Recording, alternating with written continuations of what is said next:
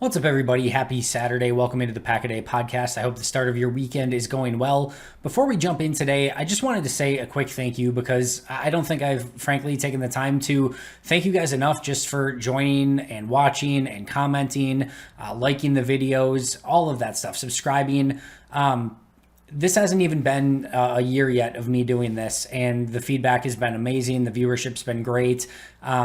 And just sincerely thank you. Like, it means a ton to me that you guys take the time to watch these. And it's still, everything is still very crazy, getting obviously to work for Packer Report, being credentialed for the Packers, doing the Pack-A-Day podcast, both the audio and the video version, doing Green Bay Nation during the season. All of it is crazy, but it means so much to me.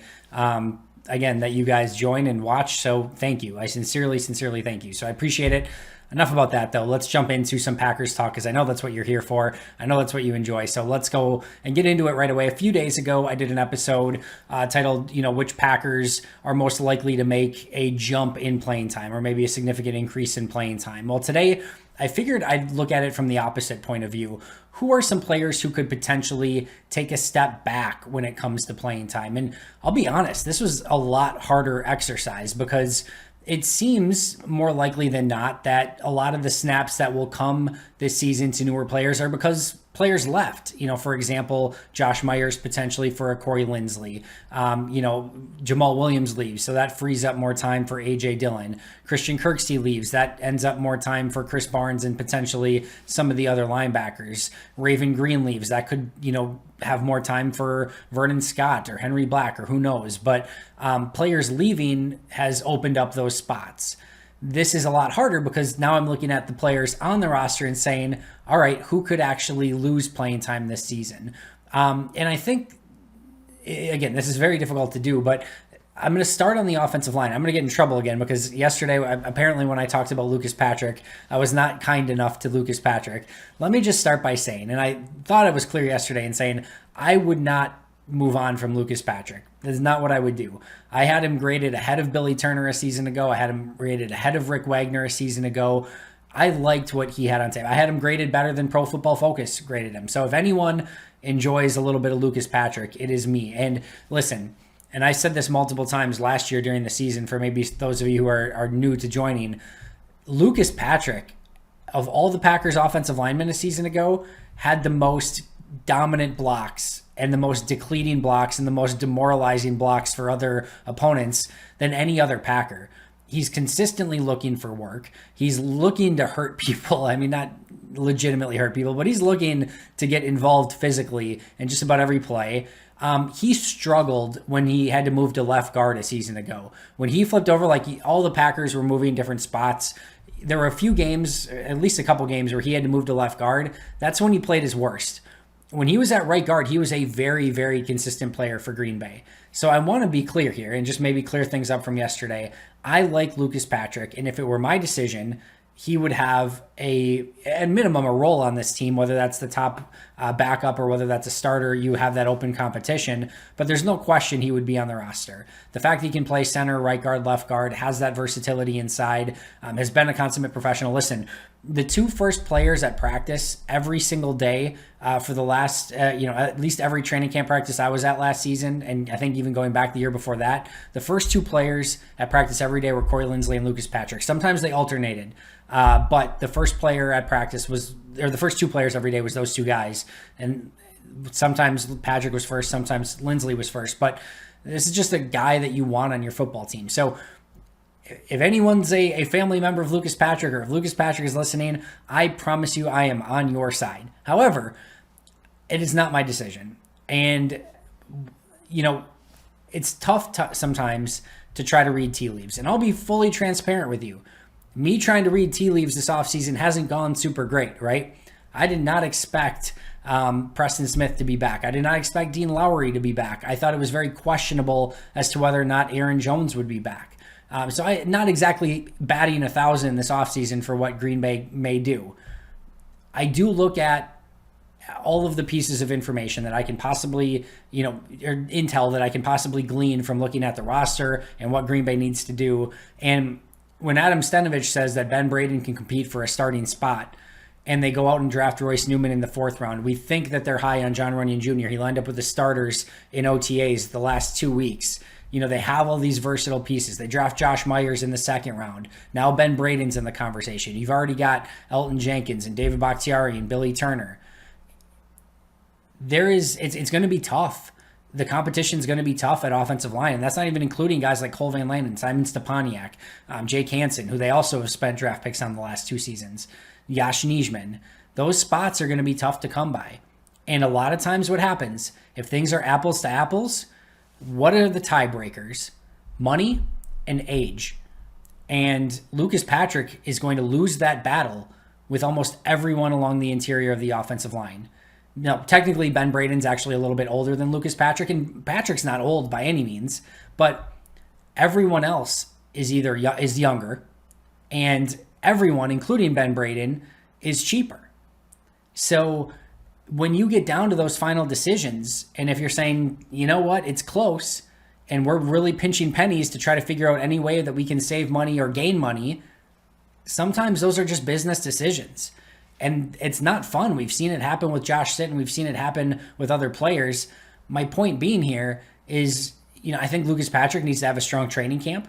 I would keep him around. I think he's a very, very solid football player. But ultimately, at the end of the day, I could easily see it being a decision where if ultimately the decision comes down to Ben Braden at $800,000 or Lucas Patrick at $2.1 million or right around there, and they already think Braden could compete for a starting spot, they're probably leaning Ben Braden. So, again, really like Lucas Patrick. Think he's a solid football player. Think he's a really good rotational player, and think he's a guy that you want on your football team. Wouldn't move on from him, but it wouldn't shock me if they did. Even if they don't move on from him, you could easily see a situation or scenario where Bakhtiari's at left tackle, Elton Jenkins is at left guard, Josh Myers is at center, John Runyon Jr. maybe at right guard, or maybe Ben Braden, or maybe Simon Stepaniak, Royce Newman. All of those guys could get in the conversation. Billy Turner at right tackle, and Lucas Patrick moves into more of a rotational role. And he played 1,086 snaps last year. So I think overall, if I were a betting man and I were taking the over-under on 1,086 snaps for Lucas Patrick, I would probably pretty heavily bet the under at this point. So that's one player whose snaps could go down. Number 2 is MVS. And I've gone, so far this season to say that I think MVS could be a breakout player for Green Bay. He played 875 snaps a season ago. What I originally thought of when I, was thinking of this position is I was just going to say the wide receivers in general, right? Because all of a sudden now Devin Funchess comes back. Equanimeous St. Brown is healthy, at least at the moment. And then, you've got Amari Rodgers that you're introducing into the fold. There's just going to be a potential for a lot of scenarios where you're splitting snaps amongst a variety of wide receivers. But then you go back and look at the snaps last year, and MVS was the only wide receiver who played over 75% of the snaps. Adams, is, you would think, if healthy, is going to play closer to 90% of the snaps. Allen Lazard, because he was injured, was, I think, closer to 40%.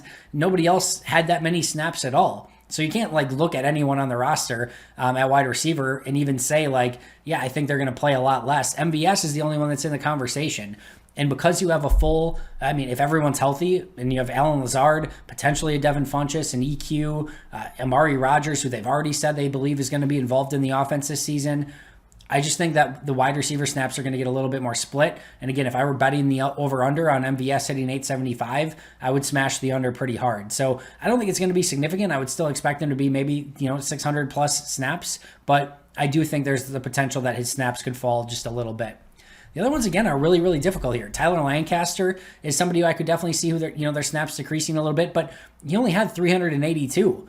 So there's not a ton of room to go down from that. But I do think, the overall, defensive line, hopefully Kingsley Kiki's healthy, Dean Lowry, Kenny Clark, they're going to bump in Rashawn Gary and Zadarius Smith from time to time. And then TJ Slayton is somebody who I think can get some snaps as well. But remember, Montravius Adams is gone. So again, there just could be more snaps, there for Tyler Lancaster. But again, if I had to bet, I would say maybe the under. And then last but not least, Josh Jackson. He only, again, played 331, so it's tough to say that he couldn't get to that number again or even, expand upon it. That's certainly within the realm of possibility. But I think there's also a chance, Jair Alexander, Kevin King, Eric Stokes, Chandon Sullivan are the top four. And then you have a Shamar Jean-Charles. And it wouldn't shock me if a guy like a KB Anento was a number 6. And, ultimately, if you keep those top 5, if Stokes, King, Jair Alexander, Chandon Sullivan, and Shamar Jean-Charles are kind of locks to make the roster as the top 5, and I'm not sure Sullivan's there yet, but let's just say those 5 make it. Now, if you only keep 6 corners, Josh Jackson, KB Anento, Kadar Hallman, and the rest of the, Stanford Samuels, the rest of those corners on the roster could potentially be fighting for one spot. And I do think that based off of where Josh Jackson's salary is and based on the opportunities that he's been given, maybe they find one of those change of scenery trade partners for Josh Jackson. Maybe they release him outright. I think this is a really big offseason for Josh Jackson. Again, the zone defense, he is set for, he can play well in that defense. He hasn't played well really in any situation or scenario for Green Bay up until this point. This has got to be a breakout year for Josh. If it's not, and he doesn't have a good camp, it could be the end of the Josh Jackson experiment in Green Bay, which is really unfortunate for a talented second-round pick that just has not worked out up until this point. And I think a lot of people, myself included, had very high hopes for, and it just hasn't worked. So, again, I think Josh Jackson has the ability to overextend that 331 snaps, but I think there's also a chance that he's just not on the roster this upcoming season. And again, want to be clear, I am rooting for all of these guys. I hope Lucas Patrick, MVS, Tyler Lancaster, Josh Jackson all go out and kill it, have amazing seasons. But I think just looking at the state of the current roster, wouldn't shock me at all if those 4 players saw their playing time decrease just a little bit. And again, MVS more due to just depth at wide receiver, right? Tyler Lancaster, maybe because guys are healthy. TJ Slayton's now in the conversation. Some of those sort of things. Again, Lucas Patrick, a lot more depth at the position, a lot more guys, especially on the interior, that are there this season. Just ends up kind of working out that way. Last note, Devin Funchess did mention on social media that he will be at practice on Monday. So no word from any of the other wide receivers, at least that I have seen. Who knows if it was a joint effort and that means all the wide receivers will be back. But we know for sure Devin Funchess will be there on Monday when minicamp opens. My hope is that I will be there as well to break down the action. I think I'm misspeaking now twice. It's actually on Tuesday is minicamp, I believe. So my hope is to be there Tuesday as well. And that's going to do it for me today. So make sure to subscribe if you haven't already. Again, thank you so much for being you and for following along and listening. Make sure to check out today's audio podcast wherever you get your favorite podcasts. But until next time, and as always, go Pack Go.